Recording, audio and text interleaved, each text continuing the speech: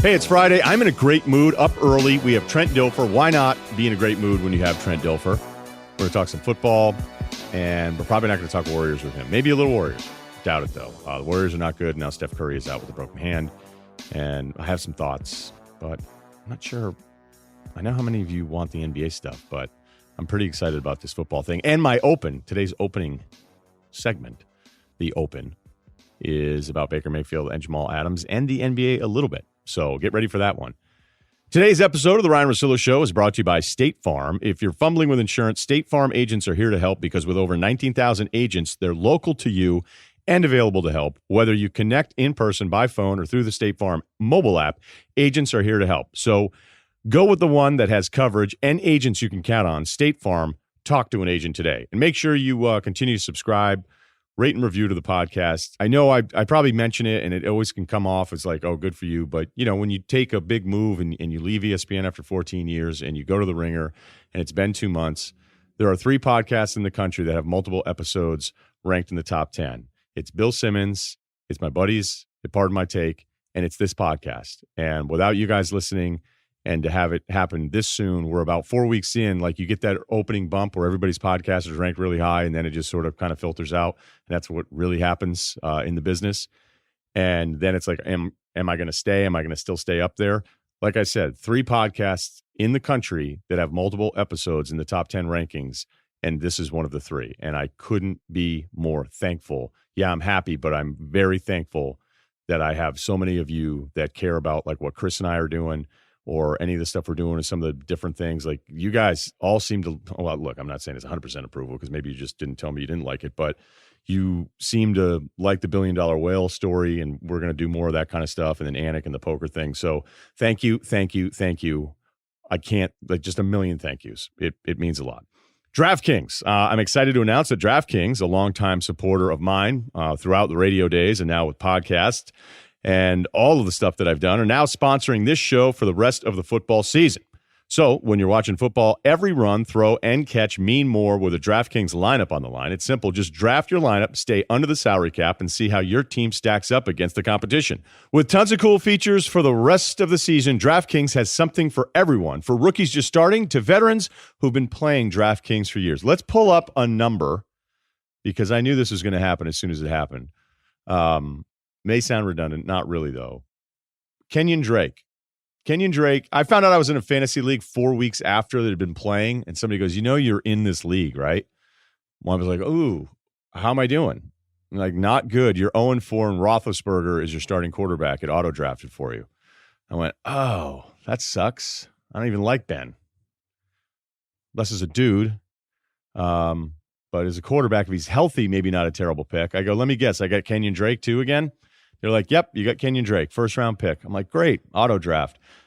So I have, for years, had a problem with Kenyon Drake as a fantasy guy. Or no, it really wasn't that. It was I had a problem with fantasy people telling me how good Kenyon Drake would be all the time. And you're like, look, I liked him at Bama and everything. Well, guess what? Pick him up. I'm back on it. 15 carries, 110 yards, a touchdown. He also had 4 catches for 52. We're talking 162 from scrimmage for Kenyon Drake. So there you go. DraftKings away. I'm back on it, man. Fantasy guys rule.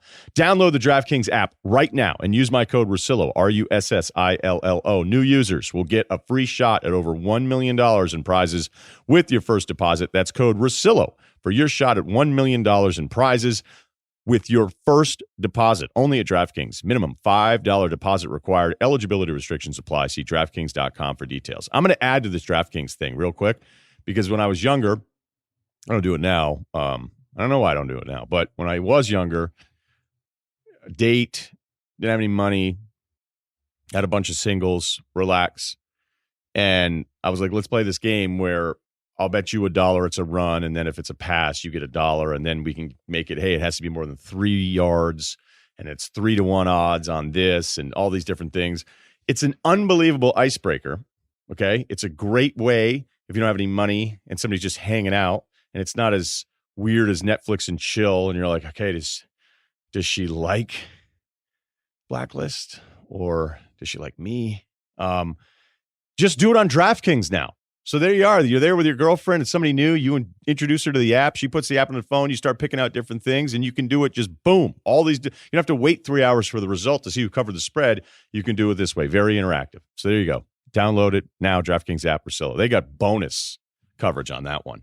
And that's the whole point. We want to take care of the people that take care of us at the podcast. Trent Dilfer, but first, today's open is about Baker Mayfield and the NBA and a little Jamal Adams. So how am I going to do this? Okay, well, I'm going to explain to you. There has been a push on talk shows to say the NFL wants to be like the NBA when it comes to player empowerment. Good luck ever getting there, okay? Now, as much as I'm sure NFL players are like, look, these NBA guys, these stars, all they do is complain long enough, even if they're under contract, and then they get traded, and a lot of times they get traded to a situation they like a lot better.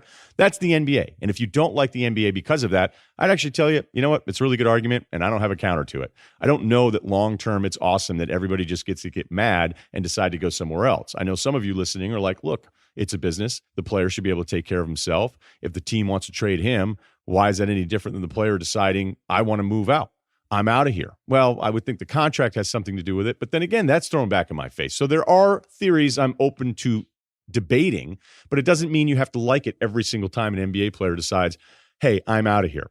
So to suggest because Jalen Ramsey wanted out of Jacksonville, as we had told you on this podcast over a month ago, that, look, people that I've talked to around the league are saying that Jalen's never going to play for Tom Coughlin again. Jalen's reps were telling people that. He's never playing for Coughlin again, and that's exactly what happened, because unless Coughlin's going to be running the Rams, and Jalen's going to be on the Rams because they love paying everybody in Los Angeles, that's not going to happen. So Jalen forces his way out, and it becomes this talking point. It's like, is the NFL taking its cues from the NBA? Will we see this shift? Will we see it look like the NBA? The simple answer is no, because it's still the top players in the NBA, whether it's 8 of 12, 6 of 10, forcing their way out. We have had an unbelievable and unprecedented amount of turnover at the very top of the league. The most talented players in the NBA have decided to bounce. And in the NFL, my guess is, I don't even want to call it a guess, my prediction, I'm telling you, I doubt that that's ever going to happen the same level that we just saw in the NBA the last few years. So the other part of this is the unhappiness. Baker Mayfield right now is an unhappy guy, and he's unhappy because the team is losing. And just as Simmons and I had last season very early on gone, man, if you go down not just players that have changed addresses in the NBA, why is it that 8 of the top 10 players all seem miserable? Why is it that arguably the top 5 or 6 all have ad campaigns talking about the haters? Part of that is they have more access to the haters than any generation of athletes that we've ever seen before, but it becomes this persecution complex where everybody's out to get me and everybody hates me. Baker's feeling that right now in Cleveland. And it's not because he has changed, it's because the record has changed. Now, Baker got into it with a reporter this week. It's a longtime reporter in Cleveland who he's had a problem with. The reporter said, look, he hasn't liked me since I mentioned that he suggested that he should get first-class flight tickets for he and his companion. And, I know he's married now, but I don't even know if it was his girlfriend at the time. My point is that the report was that Baker wanted 2 first-class tickets, and then the reporter wrote about it in Cleveland, and then he's like, look, Baker's hated me ever since. I've tried to talk to him. He has no interest in talking to me, and we know that about Baker. Like, once he feels like you've done him wrong, he's just never going to talk to you anymore. That part I actually get. I can be that way certain times, too. And I also could understand, like, not to do this, but there's an element of watching athletes be asked the same questions, and if they aren't great questions, how frustrating that can be. And Baker's definitely frustrated. And part of it is his own personality. You can call it immaturity. You can just flat out say he's a jerk, or you could say he's repping Cleveland, and this is exactly what Cleveland is needed, because Browns fans will tell you, hey, we wanted a guy like this. We wanted somebody who was abrasive, but a guy who liked being here and a guy who liked sticking up for us. Here's Baker going at it with that reporter just this week. To the blocked field goal at the end of the first half, the 2-minute drive. It seemed like there was a lack of urgency there. Was something going on? There was a penalty, so we were negative yardage. No, but there was a lot of time between snaps. Well, when the penalty happened, then we're behind the chains. No, stop saying but. I just told you the clock was running and we had a penalty. You want to give them the ball back? No, you don't play. You don't know it. That's just plain and simple. Was I happy with the drive? No, we didn't score points. It's the dumbest question you could ask. What? Jesus, Tony. Now, Baker was mad at Hugh Jackson because he didn't start right away. But guess what? A lot of first-round picks. I mean, we can go through this whole thing, but it's just, it's very repeatable. Like when he was saying, oh, I'm not going to be able to, I'm not going to be out there and playing, and they put in Tyrod Taylor. I'm not telling you like I'm the biggest Tyrod Taylor guy either, but it's very consistent that first-round picks don't always play. I don't know why coaches do this. Maybe they do it because they can play the vet early on. He's the guy that signed there. That vet's probably pissed off anyway because he was signed before the quarterback was even drafted. So he's like, look, it's easier to bench the vet and then bring in the rookie than it is to start with the rookie, bench the rookie, and then have to bring the rookie back in again. I don't know, man, but it happens all the time. So for Baker to make it feel like it was personal about him and Hugh, he wasn't really paying attention to how the industry works, because not everybody gets to be Kyler Murray. It's usually a Daniel Jones, where the Giants told us it was going to take forever, and then you realize, like, week 2, wait a minute, maybe we should just get him in there. Dwayne Haskins still hasn't gotten in. If you go back to other first-rounders, Josh Allen, was he right away? You know what? Josh actually did get in, but he didn't start week 1. I mean, right? Like, here we go again. Oh, obviously, like, we can't do that. All right, yeah, actually, let's get him in there. Rosen, Lamar didn't start right away. Trubisky didn't start right away. Mahomes sat out an entire year. So it's just on and on and on. So when Baker made it about himself, saying, I can't believe they would sit me down. No. That's actually exactly what happens all the time. Okay. But they finished up 5-2 last year, and that was the rallying cry. And that's why when Baker was winning these games and going 5-2 to close in the last 7, it's like, man, this guy's got something. He's got a little edge to him, a little snap, a little snarl. Who are the teams they beat? Should we have paid more attention to this? The W's: Atlanta, Cincinnati, Denver, Carolina, Cincinnati. 2 fired head coaches, no playoff teams out of those 5. I think we should have paid more attention to that. But I'm still not going to sit here and tell you that Baker's a bad guy. I'm not going to tell you that he's a bad quarterback. I'm just telling you I don't know. And I also understand that, look, man, when it goes wrong and you're not winning games, this whole me against the world thing, nobody wants, like, you're not Tupac. You don't get to be Tupac through the whole thing. And the funny thing is Baker actually understands that, because then he tweeted about it nonstop after the fact, going, hey, don't, it's when it's going well, it's passion. But when it isn't, don't start piling on me, or don't start applauding me when this whole thing turns around. Because really simple. Let's listen to the clip again, and you tell me what Baker sounds like. There's a penalty, so we were negative yardage. No, but there was a lot of time between snaps. Well, when the penalty happened, then we're behind the chains. No, stop saying but. I just told you the clock was running and we had a penalty. You want to give them the ball back? No, you don't play. You don't know it. That's just plain and simple. Was I happy with the drive? No, we didn't score points. It's the dumbest question you could ask. What? Jesus, Tony. Kind of sounds like an asshole, right? Not fair, but that's what it sounds like. You want to know what else isn't fair? Because this guy is thought of as a genius. What are we talking about? I just meant, is it something that kind of frustrates you because it takes the focus off of him taking coaching from you, in your opinion? Again, there's a lot of pronouns there. Like, I don't really know who's talking about what.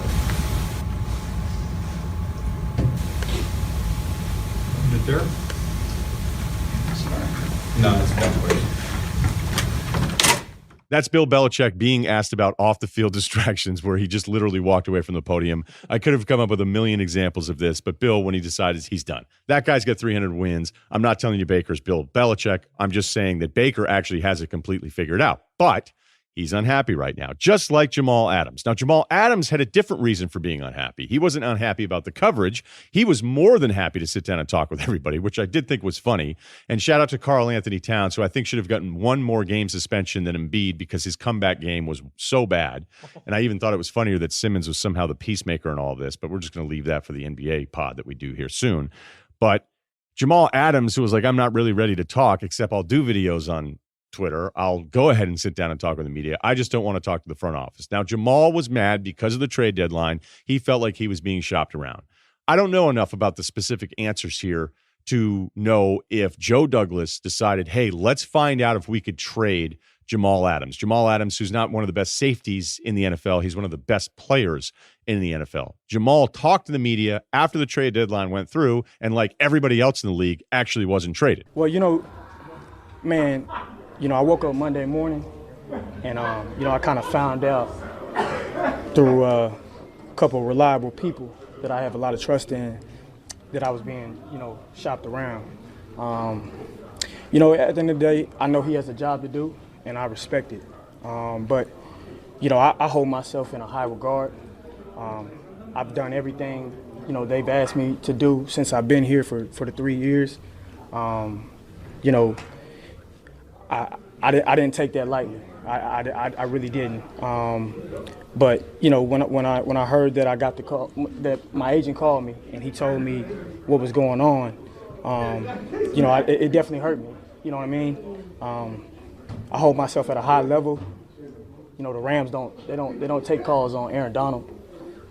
The Patriots don't take calls on Tom Brady. You know what I mean? That's where I hold myself in that regard. So regardless of, I understand that you have a job to do, that's the way I took it. So this really comes down to a debate of, was he actually shopped or did people call about him? Because if people simply called and the Jets answered the phone, they are doing nothing more than doing their job. I don't know enough about it that if Jamal, when he talked to the front office on Friday and they said, hey, you're a cornerstone, and if his information is that they actually were actively shopping him, then I'll side with Jamal Adams. But there's part of me that wonders, like, wait a minute, are you doing the thing where you're just really mad because you're in a trade rumor? Because if you NFL guys want to be like NBA guys, get used to trade rumors. A lot of them, because that's the reality that NBA guys have to deal with all the time. So Jamal, if it's just about saying, hey, you would never take a call on Tom Brady, you would never take a call on Aaron Donald, well, let's revisit history on that one. Because guess what? John Lynch called Bill Belichick about Tom Brady. Jay Glazer reported that, where Lynch calls up Bill. He goes, I know you don't want to trade Garoppolo. Would you trade Brady? And Belichick's like, are you serious? Did you just ask me if I trade Brady? But he asked him, does that mean Brady, if we're applying the Jamal Adams approach to this, does that mean Brady could be upset with Bill? And again, I'm covering myself here that I don't know for certain how the Jets handled this. If they just answered the phone, the Jamal Adams needs to get over this. And are you telling me you don't think the Rams took calls and had multiple offers on Aaron Donald once that contract thing was getting dragged out? Of course. I'm sure most of the teams kicked the tires and called up Les Snead and said, hey, what's going on with your boy Aaron Donald? Like, do you want to move him? Because a guy like Khalil Mack can be moved. So if it's just about calls and those conversations, and that's the information that Jamal Adams got, then you know what? I'm not going to side with Jamal Adams, and I may even side with the Jets. Here's the final thought on all of this. As much as guys want to say, it's a business, I got to take care of myself, which is always the pro-player argument when it comes to the NBA, and I think some media members hoping that that would carry over into the NFL, if that's what you're applying here to defend every player for being upset, for feeling disrespected. When players do this thing where they say, hey, we're human beings, that is not breaking fucking news. We know that you're a human being, okay? Except for people on Twitter bitching about their fantasy team. But if you're saying, I have to take care of me, I have to look out for me, this is the business that I'm in, and I don't always agree with it, okay? It doesn't mean that you should just be able to do whatever you want. If that's your defense of being emotional, of being upset with your team, being upset with the media and all these different things, understand if you're applying those principles that it's just about business, because I hear it all the time, then you have to apply those same principles to an NFL team that's just answering the phone when people call about their best players. That's today's Open. We're going to talk to Trent Dilfer. Fight fans, it's fight season on DAZN. This fall, you get a stacked lineup of the biggest fights featuring the biggest stars in boxing like Canelo Alvarez and Andy Ruiz Jr. only on DAZN. With a DAZN subscription, you can watch Canelo versus Kovalev on November 2nd. That's Saturday, guys. Canelo's moving up 2 weight classes to face Kovalev for the light heavyweight world title. Can he clinch yet another title at the new 175-pound weight class? You also get the Ruiz versus Joshua rematch on December 7th. After an unbelievable underdog win against Anthony Joshua, Andy Ruiz determined to cement his place and title as the heavyweight champion of the world. Was it just a fluke, or does he have what it takes to beat Joshua a second time? This is not only the best schedule in boxing history, but the best value too. You get everything, every fight, original content, all live and on demand for one low price. All you have to do is download the DAZN app to start watching. Exclusive home of Canelo Alvarez and Triple G. DAZN, big fights, any device, one price. Download the DAZN app or sign up at DAZN.com. DAZN, that's DAZN. Trent Dilfer, Super Bowl champ and Lipscomb Academy head coach. Trent, good to talk to you again, man. I know how busy you are. How's high school going? Oh, it's awesome, man. It's well, hi to you too, Ryan. Yes. It's great. It's a challenge. It's everything I thought it would be and more. It's as rewarding as anything I've ever done and as challenging as anything I've ever done. But you got to be in it for the right reasons, because it's not always about winning and losing. You want to win and lose. I'll never minimize that We're trying to win every single game, every single practice, but there's times because you're dealing with 14 through 18-year-olds and their families and a community that you got to see the bigger picture. And when you keep seeing the bigger picture, it becomes more and more rewarding. I don't want to get you in trouble here, but how tough is the parent part of this? It is hard. No, this is where, I'm brutally honest. I mean, we do these coffee with the coaches on Thursday mornings where the parents can come and ask me questions. And I'm brutally honest. I tell them, like I told them yesterday morning, I'm like, hey, guys, your little issues are not big issues. You think they are, but your little issues are disrupting our ability to get better. Just because it may seem like a huge deal to you as a family, it's not that big of a deal. And if we handle everything as little things and not let them become big things, then we're all better because of it. But I think they appreciate the honesty. Now, I'm sure they go home and are like, oh, he doesn't get us. And, we are the most important thing. But, you're always looking out for the tribe, not just one tribal member. As the head coach, you're always focused, or I'm always focused with the entire tribe and what's best for the entire tribe. And when I can show them that thought process, I think at least softens their over investment in their child alone. Okay. All right. Yeah, that makes sense. And honestly, I think it would be tougher to go at you than just a regular high school coach. But I've had friends that coach that played pro sports that go, man, I'd do this all the time if it weren't for the parents. So parents listening to this podcast, if you have a kid in high school, back off. All right. Let's talk about somebody who probably could be described as a difficult one, and he could be his own parent. That's Baker Mayfield. And I'm dangerously close to going, we talked about him being a backup in the NFC. It was my open of the podcast today, his emotions. And I think he's really smart in basically figuring it all out. Like, hey, you guys think I'm a jerk now, but you loved me last year. As you watch him, the player, and watch how he's interacted here, what are you seeing? Like, are you concerned? Which path? What would you say to him? I think it's really interesting, and you teed it up perfectly. It's okay, what are you seeing as a player, and what are you seeing off the field? And I think it's a really interesting dynamic. He is authentically him off the field. He has never changed. He was pissed when he was 16, and we didn't let him in Elite 11, and he's held a grudge ever since. Will not talk to me. And I love that. I love it about him. I love that he's edgy.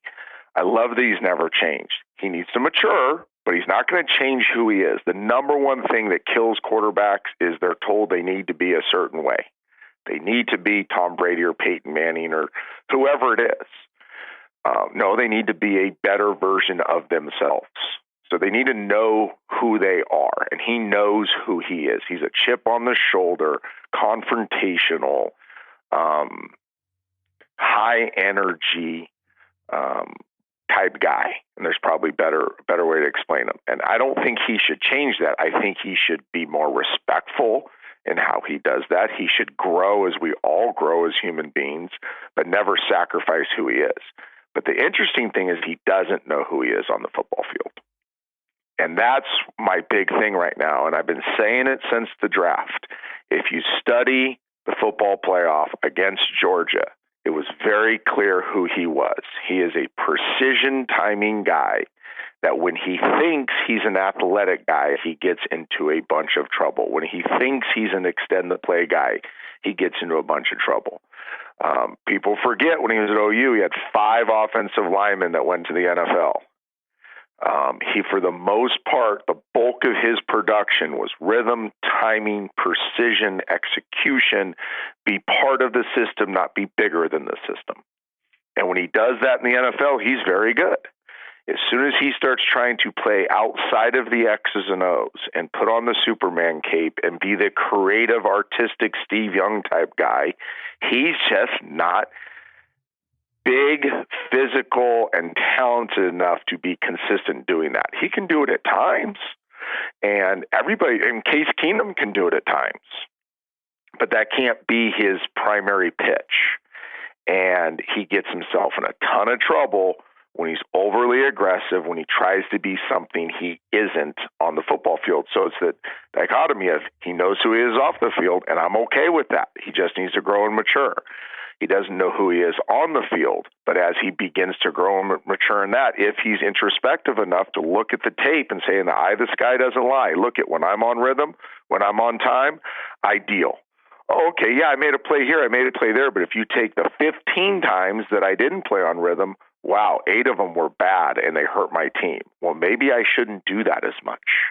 And I just think it's part of this natural growth curve that quarterbacks go through. So it takes some of us longer than others to figure it out. You're really, not to say like this is surprising, but you're so right about his extending the plays as an asset versus extending the plays as a last resort. And he reminds me of different guards that I'll look at getting ready for the NBA draft, where I'll say, okay, you finished at the rim here, but there's a whole run of you guys that when you get to the NBA, it's always funny. You'll see these rookie guards get into the league and they try to finish at the rim, and you're like, hey, that's not going to happen. Like Kyrie could do it. Sebastian Telfair never could. Okay. There's just certain guards you go, that's never going to work, and you're going to have to figure out how to be a drive and kick guy, or you're going to have to figure out that like every contested layup isn't even worth bothering with.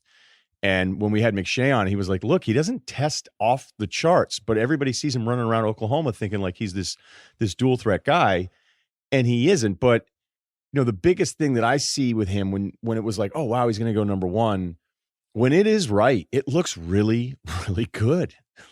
You were like, man, look how quick he gets the ball out. Look at all these different things. So what I'm wondering is it his emotions getting in the way of this? I always worry about a guy like Odell and maybe to a lesser extent Jarvis with a quarterback that they get frustrated with, because I think they've proven they'll check out on dudes. And then I look at the Freddie Kitchens thing, where I know what I don't know about this sport, but when some of the examples are so obvious that your lack of organization is just screaming at everyone at home on a Sunday watching TV, it makes me wonder, like, what's it like in the building Monday through Saturday then?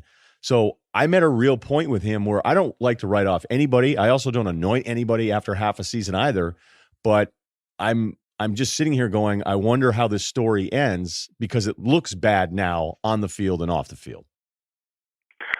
We're married to Baker, at least for 4 years, probably 5. And if you think as an owner, it's probably ownership, then president, then GM. If you think you made a mistake with your head coach because he doesn't have, and this is the word I've used on every time I've talked about Freddie Kitchens, because I think he's a good guy, I think he's a good coach, but I don't think he's highly sophisticated. I don't think he has that level of sophistication that the best CEOs have. And if you think that is getting in the way, you have to cut bait. Like, you just have to. You can't have another year of this. And it's not the win-loss record. It's exactly what you say, that it screams at you that they're getting out sophisticated. I don't want to say coach. They don't see it from 30,000 feet. They don't see the big picture. They don't have that CEO leadership come game day. And if they don't have it come game day, sorry, I can't talk, then they for sure don't have it, what'd you say, Monday through Saturday. I mean, I've been in those rooms. I've been around coaches that to this day are really good friends, that are great men, that are really good position coaches or even coordinators.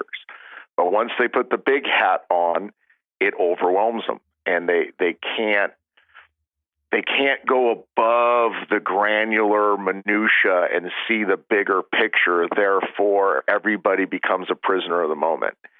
And that kind of is what it feels like. I don't think they do a great job of understanding who they are. You can have really talented guys, Odells and Landrys and Chubbs, and you can have those guys and still play a sound,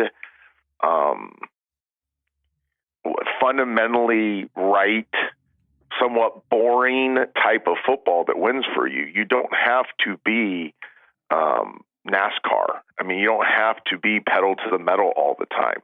Plays will naturally happen within the schemes if the schemes are sound.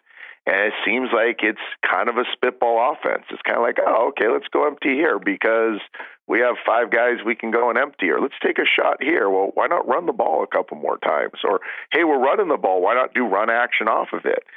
It just doesn't seem as put together as obviously the highly sophisticated teams. And I think Baker's struggling because of it, because if your head coach can't tell you who you are, how in the heck at 23, 24, 25 can you figure out who you are? I know I couldn't. I maybe have asked you about this, and I know I teed you up this week when we were talking about coming on. I look at Baker's frustrations. It was the open of the segment about Jamal Adams going off and being really upset. And I try not to be, older guy being like, why are you guys so upset about this? Because I just thought it was funny, like how many NFL guys are like, we want to take our cues from the NBA. It's like, well, if you do, get used to being in every single trade room or the entire season, even that past the deadline, which is not necessarily what's going to happen in the NFL. When you see Jamal Adams be really upset with his front office, do you look at it specific to the team? Or do you still feel like you have an old school mentality about it of like, hey, man, like you're a great player and people are going to call? Like, what are you like? What's Trent Dilfer like when he's watching this stuff happen this week? It's who it is. When Baker does it, when he acts out, you're like, yeah, that's who Baker is and he'll grow. When Antonio Brown does it, you're like, yeah, that's Antonio Brown. He's never going to be happy. When Jamal Adams does it, it's an issue. Jamal Adams, one of the finest people, one of the finest pros, one of the hardest workers, one of the best leaders I've ever seen at 17, 18 years old when he is at the opening. He comes back every year as a counselor to help mentor young kids. He's a pro's pro. He's one of the best players in football and a pro's pro. He's everything you want as a teammate. He's a 10 as a teammate. When he's pissed, there's something going on. When he's going to speak up, when he's going to show his frustration, that's not who he is. He's not a guy that's going to overreact to stuff. So it just depends who the person is. And, again, nobody cares about grumpy old man stuff. But, it was like when certain guys on your team spoke up, you kind of just rolled your eyes. You're like, shut up. You don't speak for us, and you haven't earned the right to have a voice. But then when like a Paul Gruber speaks up, who nobody in the world that's listening knows who I'm talking about, but he's a 15-year pro left tackle, Tampa Bay Buccaneers, was there for the ugly years, got to experience one of the good years under Dungy. Pro's pro, man's man, quiet, best worker, best leader, best. If he got upset, everybody was at attention. Like, oh yeah, there's something going on if he's upset. And that's how I look at the Jamal Adams situation. What's the most heated you got with would it be a front office? Did we already cover this? Is this all the Ravens exit stuff? Anybody that knows me knows that I don't mind conflict. I actually like it. I think growth comes through it. I was very mature early on, thought I knew more than I really did. And then when I actually did figure it out, I wasn't very good because my body was broken down. But, the back half of my career, I was that guy. I was the team spokesman. I had earned that right. I had the pelts on the wall. I worked harder than anybody else. I had grown up a ton. I had older kids. I think there's something to, when you have teenagers in a locker room and you're dealing with teenagers sometimes, there's some gravitas that goes with that. So, yeah, I fought front offices. I fought coaches. I tried to do it in a respectful way. I think I still have really good relationships with those people I fought with because there's a good way to have conflict, a healthy way.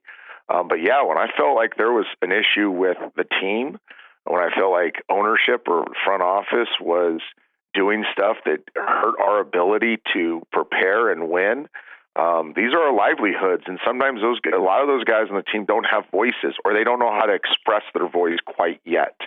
They're still learning. They're still growing up as humans.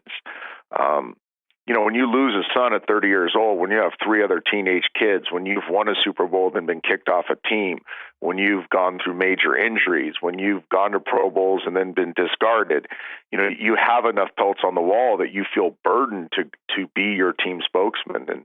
And yeah, I had a lot of those situations. Heated stuff with coaches and front office people. But again, there's a right way to do it and a wrong way to do it. I think anytime you do it through the media, it's a wrong way. And I made that mistake. The media is not your ally. And, the media isn't as powerful as they believe they are, but they can turn on you real quick and be very powerful in a negative way. So you have to have the sophistication and know what the place is for the media as well. So there's, again, like everything, there's a lot of layers to this, but yeah, I had a ton of run-ins. None of this is surprising. None of this. So no, me. Yeah, but I know sometimes I can be the same way. Like when there's a meeting, granted, maybe I shouldn't even have said that sentence, but somebody be like, "Hey, you worried about today?" I'm like, "Are you kidding? I can't wait to do this." I'm like, "What?" Yeah. Like, yeah, like I can't wait to go in there and say how I feel and see how it, how they react. And as you know, someone that can sometimes seek conflict and enjoy it and look forward to it, it's like, okay, that backfired again. So, why do you think I'm not with let's talk about the ESPN thing. Why do you think I'm not with ESPN? Do you think because I wasn't good? Well, we both know that's not. I'm not with ESPN because I fought. What happened? Well, I fought for what I thought was right. I fought for better television. I fought for smarter television. I fought producers that were crappy. I fought front office guys that I didn't feel were doing what's best, long term for the shows that we were on. I wasn't a jerk. I don't think I disrespected anybody, but I didn't. I voiced my opinion, and sometimes it's a lot easier to deal with somebody that's not going to voice their opinion. And I understand that. I mean, my last conversations with John Skipper were awesome. To this day, I count him as a friend. And I understood why I was more difficult than others, but I was difficult for the sake of the team and trying to do something smarter and better and more insightful than shock and jock television, where it's like, let's just do debate all day long. Well, what if there's no debate? What if we just want to be smart? What if we want to tell a story that isn't being told? Yeah, no, nobody wants that. What do you mean nobody wants that? You're going off the Nielsen ratings? Really? That's what we're basing our television off, is the Nielsen ratings? Come on, man. Like, let's be smarter than that. And when you're willing to stand up and voice your opinion for something, there's a lot of people that just don't like conflict. It's easier not to have it. And I'm okay with that. If it's your business, but when it's my business, I want to get to what's best. I have one objective in everything I do. Let's find what's best and live there. So when you were let go, and these are all part of the layoffs, a lot of times you would just go, well, that person was let go because they made a lot of money. And I'm sure you were doing fine, but they told you that it was more specific to you being combative in the work. Well, I knew it was, how. Well, I'm asking. You and I haven't really talked about this because, we were trying to keep track of everybody and what happened and everything. So, like, what was it? I also don't like to go through the media, which this is a podcast, we're friends, but I'm also not going to, throw people under the bus. There were conversations that was difficult, and I understand that. Okay. All right. Yeah. I always thought it was a huge loss, man. So not just because we're friends. Some of the politics of it, I didn't know, especially on the TV side. I didn't always know it, but I do know that. I remember I did have a stretch where I was coming in during the playoffs, and I was actually it wasn't even the playoffs, it was regular season. That's why I did it. And we would do segment preps, and I would get an email every night, and I would send out like, okay, well, let's try this, maybe we get this cut, and this is something I'm looking forward to. And after 5 or 6 of them, they're just like, I don't want to. No, we're not doing any of those things. Like, what are we doing? Like, all right, the Warriors, could they beat the Bulls?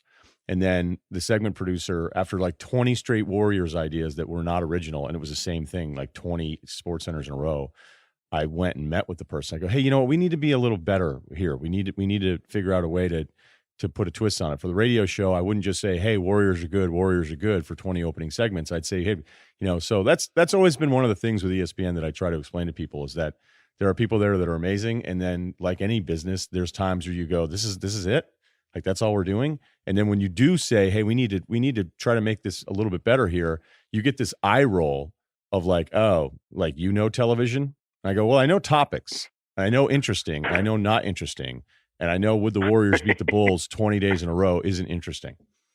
And you're right. Like, so I think the stuff you're hinting at is a little bit more political than anything I was dealing with, but I always thought it was interesting in the, like, mapping out a show. And then when I started mapping out shows, I'd be on this one NBA thing where they were like, where are you? I go, well, I'm the analyst, so I'll see you guys tonight. And they go, no, we need you in the production meeting. I'm like, wait a minute, I'm producing your show now? Like, why? They're like, well, because your ideas are good.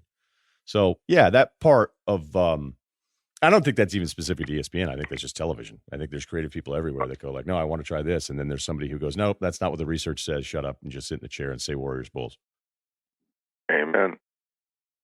Okay, sidetrack there a bit. I don't want to get you into trouble there. I had to follow up, but I didn't know what, I don't know. Now I feel like I'm prying a bit. Not at all. Let's do this.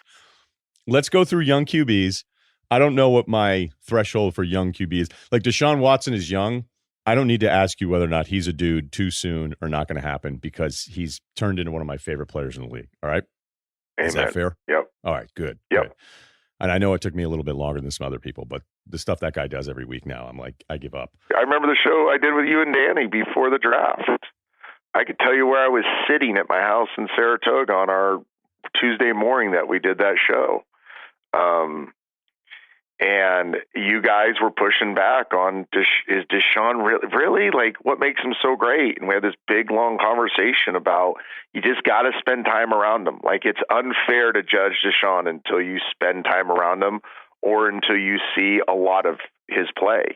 I hate when people say this, but it's true. He's magical. He has magic. Like he does stuff that others can't do. It's unbelievable, but I think my problem is somebody who watches all day on Saturday. I go, how come he's not as good this year? But maybe you looked at the tape and said he's just as good. It's just the handful of plays that are making you think it's not as good, or they were just, I don't know. I don't know. I don't know what it is. And then we watch him at the end. I was there on the sidelines for both those Alabama games, and you go, all right, but now I'm all in. So you were right, and it took me too long. Okay, so here's the game. He's a dude too soon, meaning we don't know yet, or it's not going to happen. All right? Are you ready? Got it. I love it. Josh Allen. Too soon. Sam Darnold. Dude. Okay. What'd you think of the ghost thing? That sucks for him because it's going to follow him everywhere. Sucks. We all have said it. Every one of us has said it. Dan Marino said it. John Elway said it. Everybody said it at some time. Like, what am I seeing out there? Like, that's not what I study. That's not, you don't say ghost. There's just days you're not seeing it well. Like my high school quarterback the other night, we lost a game, but I could tell he was seeing it good. Like he was seeing it. And I'm like, bro, for the first time you're seeing it. He goes, yeah, like boundary to boundary, 16 years old, I can see it. And I remember those nights where you can see it, and those nights you're like, you have no idea what you're looking at, do you? No. It's that safety's not, he looks like he's 4 yards. No, he's at 14. No, I swear he was down in the box. Nah, he was going to the halves. Like that linebacker came, man. No, he didn't. He took one step. That corner's inside. No, he's not. He's 9 yards off. Like it just happens. Now it's tragic that they heard, they got that sound and then. Well, that they cleared it. Johnny. That's the thing. Like there's all sorts of stuff. Somebody can't clear. You can't clear that anyway. You can't clear that. I would be in that office saying, what in the heck are you doing to me? Like you just so threw me under the bus. It's a tough deal, man. I mean, every quarterback goes through. Now that I think the older you get, you have a play or two of that, or 3 or 4 plays of that. Then you we always say, settle your eyes. Know what are you looking at the right things? Are you looking at the right information players? Did they just trick us on scheme? Hey, let's go to the sideline. Here's what they're doing. And, you calm yourself down, you process, and you move forward, and then you stop seeing those quote unquote ghosts. But, every quarterback's gone through that. I'm surprised more guys nationally didn't step up. And I don't watch very much TV anymore in the NFL. In terms of the pregame shows and stuff. In fact, I don't watch any of it. Maybe they did, but I'm hoping the Bradshaws and the Hasselbacks and the Warners and the Aikmans, guys that are big voices on television right now that were quarterbacks were honest enough to say, "Oh yeah, I went through that." We've all gone through that. Somebody did. I forget who it was. I don't know if it was Aikman or not. And look, from an entertainment standpoint, that's great. I've always thought that it'd be unbelievable to just mic up everybody for an entire game and then edit it that way and replay it for 3 hours or something with every single piece of audio spliced in. And the NFL Films element is what keeps, it's easier to keep track of all the NFL stuff because it's just far less games. But the historic context that they can put everything in, I mean, this league is so incredible at all that stuff. But I'll admit, I had a moment on the couch where I'm like, here's a dude who I still think can be good. And now every time he has a bad game, it's going to be this. And it's going to be ghost headlines for as long as he's in New York. All right, let me keep moving here, rapid fire. I'm not even going to pick anybody for the Dolphins because I don't know how you would go on Rosen at this point. And I think Fitzpatrick's been around long enough. Okay, Lamar. It's probably the hardest one. I think I try to give a long Dilfer answer, but it has to be a little bit longer answer. He's a dude if. He's a dude if they just stay true to what they're doing with who he is. Don't try to make him an NFL pure passer. Let him be Randall Cunningham, Steve Young early, a guy he's such a threat as an athlete. And he can chunk it, but it's never going to be precise because that's not how he grew up playing the game, and it doesn't need to be. But if they confuse what they have with what they try to do, then it will ruin who he is. But if they let him be Lamar and say, okay, maybe it's only a 7-year run because eventually he'll get beat up, but he's going to light it up for those 7 years, then I would say, dude. I think that's really fair. I am really looking forward to the matchup against Bill this weekend because I love the guy. I love the player. Yeah, it's the only game I want to watch. Like, it is must-see TV. Right. If you know anything about Bill, he is built for this kind of game. Like, oh, you guys are on TV saying, like, I was watching Get Up this morning, and I'm like, have you never watched a Belichick coach team before? I'm like, what are you guys talking about? Like, he is so excited about, okay, you guys think this? You think he's going to run all over us? And the thing with Lamar, like, I'd give him more of a chance than anyone I've ever seen of still breaking 2 big ones despite a week of preparation of containing him. But it's contain him. And then the Hollywood Brown thing obviously hurts their ability to stretch the field. So maybe he thinks, okay, it's all underneath. So we do contain at the line, no one get upfield, take away the underneath throws, and you're going to have to beat us deep against Gilmore in our secondary. Good luck. Like, that's what I would think he would do. How about that? Were you just impressed, Trent? That was really good, by the way. I'd only add one thing to it. It's these quarterback runs. It's the stuff that now I'm a coach and I'm learning all these college schemes. They're extra people. Like, Bill now has to deal with what all these college coaches had to deal with when these design quarterback runs came in. Like, everything's gap sound, right? There's only so many gaps, and you got to fill the gap in the run, and that's the basic way to say it. Well, they cheat a gap. Like, you add a gap to the offense when the quarterback's running and when he's got misdirection and a lead blocker coming from the other side and receivers crossing the field and backs inserting here. And it's like the rule break. Here's the easiest. It just breaks your rules on defense. So you almost have to reestablish a new set of rules. Now, Bill's also like, great, he'll beat us on some quarterback runs 4 or 5 times, and we're going to blow him up. Like, you're not going to slide every time, and we're going to blow him up. And over the course, it's like Rocky beating Drago, right? When Rocky turns the corner on Drago in Rocky 4, it's all with those rib shots, right? And he wakes him up by breaking a rib, and then you see Drago's face go, oh. Well, you hit a quarterback enough that the face goes, he becomes Drago, and he's kind of done. And I think that's probably, like, when we face running quarterbacks, that's what we're preaching is, yeah, they're going to get some, but let's get ours. And let's get this thing in the fourth quarter and see if he's still running these design runs. And I think that's the NFL model that is kind of done the most good or has the most positive effect defensively on stopping these dynamic runners is the body blow mentality. And that's what I'm curious to see is how many design runs can you run in a game? Because you're right, without Hollywood Brown, it's not that run action, take the top off, hit the home run. It's they're going to have to run the ball physically with the backs, and he's going to have to run, and they're going to have to convert on third and short, which will be man coverage with change-offs, because that's what Bill's doing these days, and they're as good as anybody doing it. So I cannot wait for that game. It's the only game I want to watch this weekend. The other thing I want to say is, how good is Dan Orlovsky on TV? He is to me, He's him your and Tim favorite guy. Hasselbeck Wow. Him and Tim are my two favorite guys. I can listen to Tim Hasselbeck and Dan Orlovsky talk about football all day long. They teach me something every week. No, Dan's really good. You know what's funny is whenever I did the studio show with him, he was so loud, they have to turn his mic down. So I don't know if you've noticed that. Yeah, It's he's getting a little thing. too. I text him this, loud. the get up thing. He doesn't have to yell at everybody. You are smarter than the people you're arguing with, so you don't have to yell. You're just smarter. Just beat them with your argument. Another thing to point out too with Lamar, why I think this is more impressive at times than people, because I'm still like, okay, what do we got? And I can't wait to see this matchup. And it's funny because, like, in a weird way, I'm rooting for him because I like him so much. And there's all these little things that he'll say every now and then. You're like, God, this kid is awesome. That defense isn't that good. It's a little bit better. I think it's gotten a little bit better on some of the metrics, but this is not a Baltimore team that's carrying their quarterback right now. He's carrying them. All right, let's do a bunch more here because I still feel like this is fun.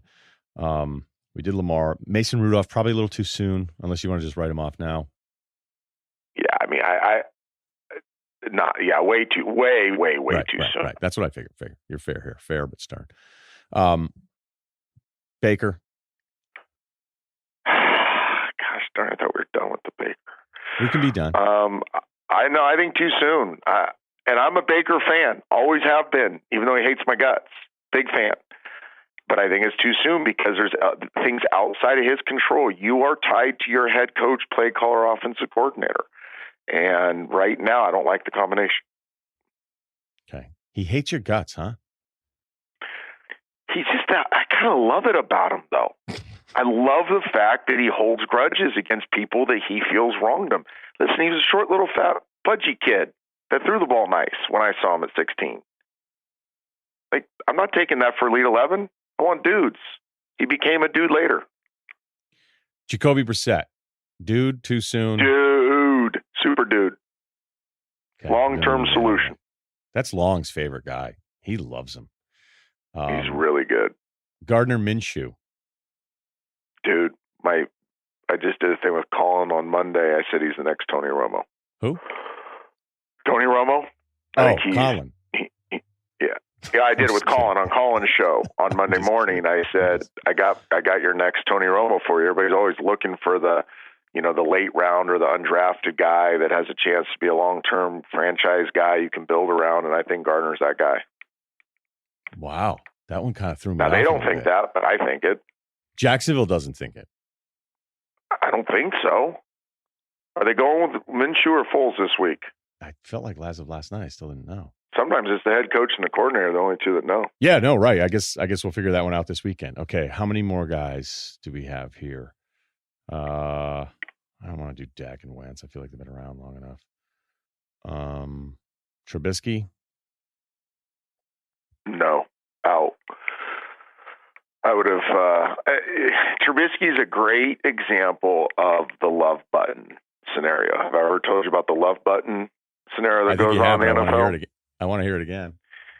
So the love button dilemma is when you fall in love with the guy through the pre-draft process for his personality, his characteristics, your connection with him, and then you're wrong, which is fine. People are wrong, but you stay true to your love button. Like, I'm going to fight. I believe in my love button. That's my boy, man. I found him. I overdrafted him. I convinced everybody he's the guy. And if I admit that I'm wrong, I'm not just admitting that I'm wrong to my organization, but, man, I'm breaking my love button's heart. And it happens. It happens in every sport, especially happens with quarterbacks in the NFL. And this is straight love button syndrome right here, where the GM, that was his love button, and he's holding his team hostage because of it. Now, I'm not saying Mitch can't be good one day, but he's not the answer right now. Fair. I think you're being nice. But that's good. That's good. Okay, let me see here. What did you see out of Kyle Allen? Yeah, so I'm probably not. Kyle is he's a dear friend. He's one of my favorite Elite 11 guys. I am 100% biased here. I called Norv Turner on his behalf. I called Kyle Shanahan on his behalf. I called, every NFL owner, GM I knew about Kyle. I think he is an NFL quarterback. I don't think he's a franchise guy, but I think now, again, people weren't sure he was an NFL quarterback. He's proven he's an NFL quarterback. He's Matt Schaub. Okay, he's that guy. He can play 15 years. He'll start 45 games or more. He'll throw for a bunch of yards. I don't know if he's a franchise guy yet. I want to say he is because I love him so much as a kid and as a competitor. But you'd have to take it as a grain of salt because of my relationship with him. Okay. Super biased, but at least you admitted it. That's good. What about Garoppolo, who, I'll point out last night, was the first time all season where I went, okay, we've got something here. I still think there are underneath throws with him that I don't always love. Some of the crossers, I'll go back and look and be like, you lock in on the first guy and then, don't follow the rest of the stuff. And as I'm sitting there going, oh, here we go again, my doubting Garoppolo, his outside guys weren't really much. And now he's got Sanders, which changes everything. They couldn't run it last night. It wasn't the defense. Like, I was so excited as that game developed, his throws and the fact that he had to be the guy instead of 200 yards on the ground and one of the greatest historic defenses we've ever seen and going, I still don't know if the quarterback's any good. I'm not saying like case closed now on Garoppolo, but the Thursday nighter was awesome news if you're a Niners fan. He's a dude for the same reasons I'm not sure Baker's a dude. I love his connection. I think Kyle Shanahan is one of the top 5 minds in all of football. I think what they're doing around him is really good. So for why I'm skeptical on Baker because of Freddie Kitchens, I'm full dude on Jimmy Garoppolo because he's connected with Kyle and he has the Brady Belichick pedigree. Like he's getting all the right answers. Like I'm trying to think of a good metaphor here, and you probably will come up with one. But like when you have the table is set for you, you're getting all the calculus before the test. You have all the answers to the test before you take it. You're taking the bar exam and you already have the answers. Like he's getting it all. There's nothing he doesn't have. So the table's set for him to be a dude, whether he's a dude or not. Like you can't fail. You cannot fail if you're Jimmy Garoppolo. By who you were drafted, who you got to watch, who you got to learn work ethic from, how you got to look at the game of football. Oh, and then I get traded to the 49ers where I have another one of the top 5 minds in all of football and a GM that's getting me dudes. Like it's just perfect. It's absolutely perfect for Jimmy Garoppolo. Then I see the same thing you see where he locks on the deep over routes and then comes back 2 plays later, goes back, looks to the right, 1-2, comes all the way back to what we call a corner stop, a 7 stop, and throws it soft early inside to throw Emmanuel Sanders open on 3rd down. Like, oh, okay, that's all I need to see. Total that dude. Sanders throw was ridiculous. Aikman was about to lose his mind. And I think there's times maybe we can overrate those as people from the outside, but then when Aikman's doing it, you're like, oh, okay, never mind. Like I don't see that a lot anymore. I thought Aikman was really interesting in pointing that out, that, I feel like when I was younger, you would see those throws before the route is over way more than you do now. So seeing it, I'm like, oh, that's right. I feel like that used to happen more. Is that true? Yeah, with anticipation, boundary to boundary quarterbacking used to be way more important. As the game is spread out, as there's more RPOs, as there's more conflict you can put on defenses with formations, personnel grouping, schemes, we typically live in a pick or stick world. Like Andy Dalton's played his whole career as a pick and stick quarterback. Like you can get away with 1-2ing it in the NFL where you couldn't. When Troy played, you couldn't. When I played, you couldn't. You had to be boundary to boundary. You had to throw guys open. You were only getting 3 guys out sometimes. The windows were smaller. Quarterbacking was way harder 10 years ago than it is now, from a physicality standpoint, from a scheme standpoint, you name it. I mean, what Dan Marino would do to the NFL right now, what Brett Favre would do to the league right now, what Troy Aikman would do to the league right now, Kurt Warner would do to the league right now. Steve Young, what Steve Young would do to the league right now would be criminal.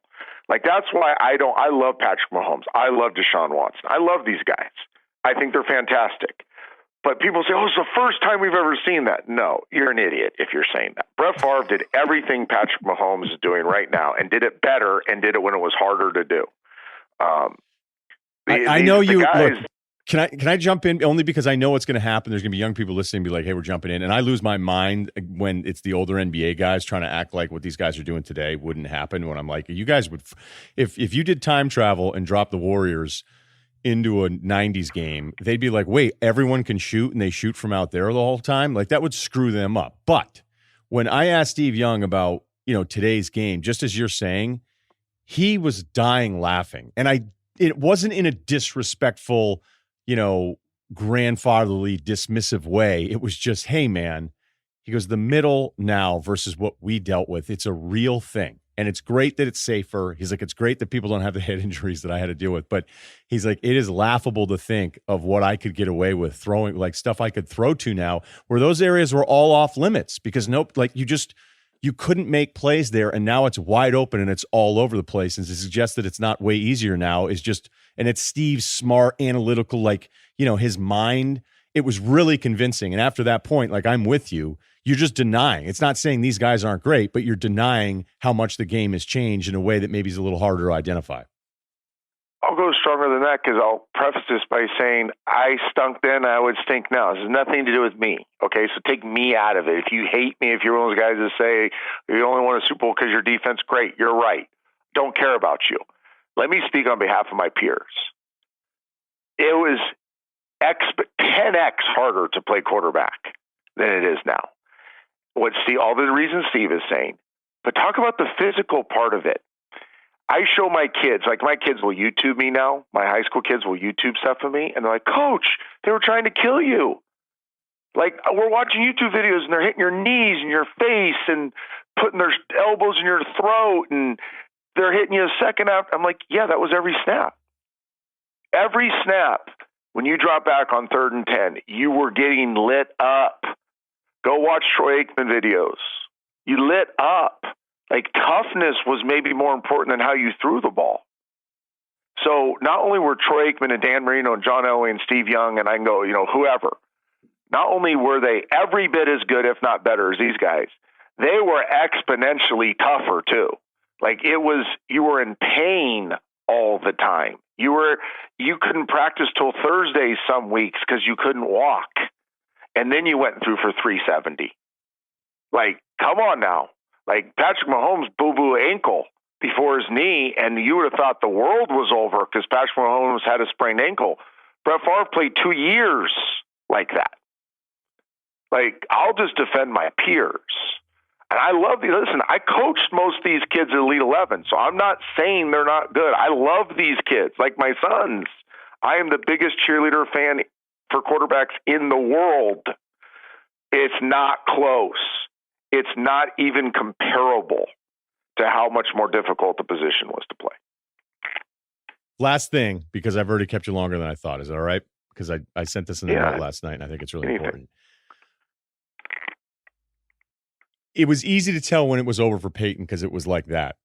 Those first years in Denver, you're like, man, this guy is good to go. And then last year, ironically, it's the most ironic thing ever. He struggles all year. I'm like, he's not that good. He's not that good. He's not that good. Oh, they're going to win a Super Bowl. And, let's face it, it had a lot more to do with the defense, but he was smart enough to make the right play and cover up from some things, even though it was shot. It's going to happen at some point for Brady. I'm not saying now. I'm not even saying when I talk about the top 5 quarterbacks, I would still put him in the group of a guy that I want to go out there and win a game. And it's different now because of the defense. He's had some slow starts. I've looked into the numbers. It is better in the second half, but it's not dramatically different. It's not like he's a 40 QBR guy versus an 80 QBR guy first and second half. But do you notice anything, or what will you look for if it isn't the answer yet of Tom at some point slowing down. Because he's had some first halves where it hasn't looked great, and then it's like, okay, it doesn't matter. He's back in the second half, and he's fine. I'm not suggesting it's happening now. I'm almost just asking the question to get ahead of it. I see nothing physically. A lot of it's the reasons I just said, and he would probably admit that it's just not as, you don't have to be as physical, as tough, as athletic, to play his style of football. His arm, his throwing mechanics, his foot quickness is actually better at 40, whatever he is now, than it was 10 years ago. There's zero physical signs. The only thing I'm seeing that is just a note, it's not an alarming thing, it's just a note to put on the note board, is why is he so much more aggressive? He's taking so many more risks with the ball than he's ever done before. And maybe it's purposeful. Listen, he's forgotten more football than I know. So maybe he's very intentional about that. I think I can take more risks. If I get us a 10-point lead, I was this way in Baltimore. I knew if I get us to 10-0, we were never losing. We could play 100 football games and we'd never lose if we got us up 10-0. And if I threw a pick, then they get the ball at their own 22. I'm going to get it back at my 36. So it wasn't the end of the world. Maybe he's taken that mentality. I don't know what it is. I haven't talked to Tom about it. But the note there is that why are you more vertical shots, more middle of the field cluttered window shots, more isolation on a back down the boundary shot. It's just way more aggressive than the surgical, like, I'm going to make you bleed out by 1,000 cuts. Like, that was his thing. That's where I came up with that term, was death by 1,000 cuts, and just make you bleed out slowly. He was studying Tom for year after year after year after year. I just said, okay, I got it. I wish I would have played this way. This is what he does. He just nicks you. He's like, okay, I just got you a little bit on the wrist there. I got you on the heel. I got you on the belly. I got you on the shoulder. And eventually you're going to look down, you're going to be in a puddle of blood, and we're going to win. That's why I came up with that metaphor, was watching him play. Now when I study him, it's like, whoa, he's got the machete out. Why are you trying to chop off the head in the first quarter? And listen, I trust him. It's this note. Like, why are you doing that? I just don't know. I don't know the answer. I don't know it either. If you don't know it, I don't know it. You're the best. I always appreciate our time together. And how many more games you got there with Lipscomb? Big game tonight, baby, for the 2 seed against a team that's loaded with like Power 5 guys. But let me give you my analogy I gave the team this week. You'll like this. So I got them together Sunday. Okay, here's our team. I always try to frame our opponent, give them one big metaphor to think about, like the one thing I want them thinking about. And I said, okay, what's the fastest animal in the world? And they, a bunch of knuckleheads, cheetah is what we came up with. Great. All right, what's the strongest animal in the world? And I heard grizzly, and I heard this, I heard that. We collectively decided, let's just call a silverback gorilla. I said, awesome. And we have this awesome team room that looks down over our stadium. I'm like, look at the stadium. I said, if a cheetah and a gorilla went out there, who would win? And they're like, well, the gorilla would never catch the cheetah. I'm like, exactly. It'd just be forever. The gorilla would be running around trying to chase the cheetah around. They'd never catch him. I said, what if they were in this room and it was a steel cage? Who would win? And they go, oh, the gorilla would pin the cheetah and rip its limbs off. I'm like, yes, we're the gorilla. We're going to make them play in a steel cage. So we got all these dudes we're playing against, and they're good. They're really well coached. They're good kids. They're fast. They got guys going to Purdue and Indiana and this and that. And we're going to get muddy and gross and put a tight end of the game and get physical and run through the A gaps and take shots and see what happens. I have the biggest smile on my face, man. I'm excited, and I don't even get to play tonight. So good luck. And we're going to talk to you soon. Thanks, Trent. All right. Talk to you later, bud. Okay, everybody have a great weekend. And don't forget the UFC deal as well. I think I'm going to try to pull that off with the college games, although Oregon's here at USC. Now I'm rambling. I don't know that anybody cares about any of this, so I'm just going to go ahead and say goodbye. And make sure you subscribe so you have our Monday recaps with Chris Long. And we'll talk to you guys in a couple days.